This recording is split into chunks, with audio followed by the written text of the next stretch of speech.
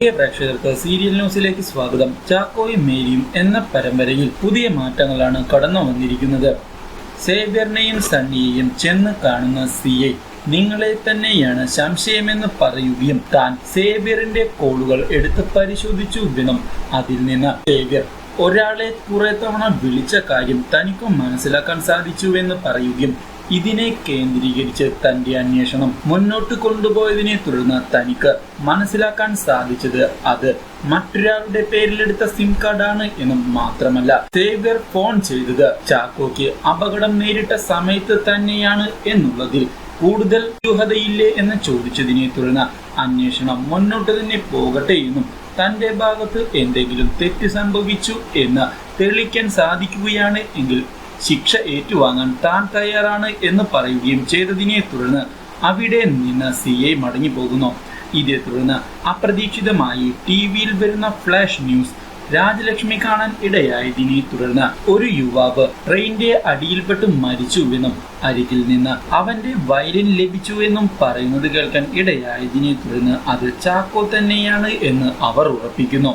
ഇതേ തുടർന്ന് ഈ വിവരം അറിയുന്ന സിഐ ഉടൻ തന്നെ കുര്യച്ചനെ വിളിച്ച് ഈ വിവരം അറിയിച്ചതിനെ തുടർന്ന് കുര്യച്ചൻ ബോധം കെട്ട് തളർന്ന് താഴെ വീഴുന്നു. എന്താണ് സംഭവിച്ചത് എന്നറിയാതെ പകച്ചു പോകുന്ന സേവ്യറും സണ്ണിയും ആലീസുമെല്ലാം എന്താണ് പറ്റിയത് എന്ന് ചോദിച്ചതിനെ തുടർന്ന് ഇനിയും താൻ ജീവിച്ചിരുന്നിട്ട് യാതൊരു കാര്യവും ഇല്ല എന്ന് വ്യക്തമാക്കുന്ന കുര്യച്ചൻ ചാക്കോ മരിച്ചു കഴിഞ്ഞു എന്ന് അവരോട് പറയുകയും മൃതദേഹം കോഴിക്കോട്ടുള്ള റെയിൽവേ സ്റ്റേഷനിൽ ലഭിച്ചിട്ടുണ്ട് എന്ന് അറിയിക്കുകയും ചെയ്യുന്നു. അപ്രതീക്ഷിതമായ ഈ വാർത്ത അറിയുന്നത് എല്ലാവരെയും ഞെട്ടിക്കുന്നു.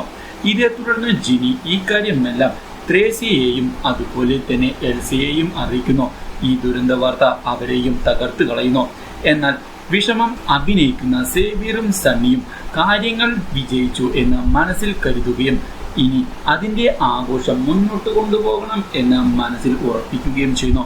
എന്നാൽ ദുരന്ത വാർത്ത അറിയുന്നത് രാജലക്ഷ്മിയെ മാനസികമായി തളർത്തിയതിനെ തുടർന്ന് രാജലക്ഷ്മി ഇനി എന്താണ് ചെയ്യേണ്ടത് എന്നറിയാതെ പകച്ച് നിന്നു പോകുന്നു. ഈ വാർത്ത അറിയുന്നത് നീലാംബരിയെയും തകർത്ത് കളയുന്നു. എന്നാൽ കഥ ഇവിടെ അവസാനിക്കുന്നില്ല. പുതിയൊരു വഴിത്തിരിവിലേക്കാണ് ചാക്കോയുടെ ജീവിതം ഇനി കടന്നു പോകാൻ പോകുന്നത്. ചാക്കോ ഇനിയാണ് മേരിയെ കണ്ടുമുട്ടാൻ പോകുന്നത്. മേരിയുമായുള്ള ചാക്കോയുടെ പുതിയ പ്രണയം വരും എപ്പിസോഡുകളിൽ പ്രേക്ഷകർക്ക് കാണാൻ സാധിക്കുന്നതാണ്.